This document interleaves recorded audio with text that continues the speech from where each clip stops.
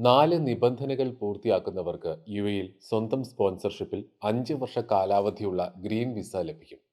Federal authority for identity, citizenship, customs and port സെക്യൂരിറ്റിയുടെ അറിയിപ്പനുസരിച്ച് സംരംഭകർ, ഫ്രീലാൻസർ, വിദഗ്ധ തൊഴിലാളികൾ എന്നിവർക്കെല്ലാം അപേക്ഷിക്കാം. നിലവിൽ വിദേശത്തുള്ളവർക്ക് യുഎഇയിലെത്തി ഗ്രീൻ വിസ നടപടിക്രമങ്ങൾ പൂർത്തിയാക്കുന്നതിന് 60 ദിവസത്തെ എൻട്രി പെർമിറ്റ് നൽകും. ഗ്രീൻ വിസ ഉടമകളുടെ ഭാര്യ അല്ലെങ്കിൽ ഭർത്താവ്, മക്കൾ, മാതാപിതാക്കൾ എന്നിവർക്ക് തുല്യ കാലയളവിലേക്ക് വിസ ലഭിക്കും. വിസ കാലാവധി കഴിഞ്ഞാൽ പുതുക്കാൻ 30 ദിവസത്തെ സാവകാശവും നൽകും. സാവകാശം ലഭിച്ചിട്ടും പുതുക്കാതെ യുഎഇയിൽ തങ്ങുന്നവർക്ക് ആദ്യ ദിവസം 125 ദിർഹമും തുടർന്നുള്ള ഓരോ ദിവസത്തിനും 25 ദിർഹം വീതവും പിഴ ചുമത്തും. അനധികൃത താമസം 6 മാസത്തിൽ കൂടിയാൽ പ്രതിദിനം 50 ദിർഹമും 1 വർഷത്തിൽ കൂടിയാൽ 100 ദിർഹവുമായിരിക്കും പിഴ.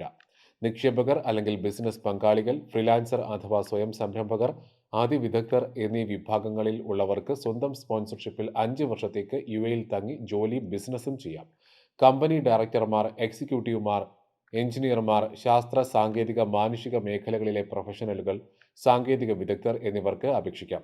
ശാസ്ത്രം, നിയമം, വിദ്യാഭ്യാസം, സാംസ്കാരികം, സാമൂഹിക ശാസ്ത്രം തുടങ്ങിയ മേഖലകളിൽ 9 വിഭാഗങ്ങളിലെ അതിവിദഗ്ധർക്കും ഗ്രീൻ വിസ ലഭിക്കും. ഇനി നിക്ഷേപകരുടെ കാര്യമെടുക്കുകയാണെങ്കിൽ, വിദേശ കമ്പനിയുടെ പേരിലാണ് യുഎഇയിൽ നിക്ഷേപിക്കുന്നതെങ്കിൽ വാണിജ്യ കമ്പനി നിയമം അനുസരിച്ചുള്ള നടപടികൾ പൂർത്തിയാക്കേണ്ടതുണ്ട്.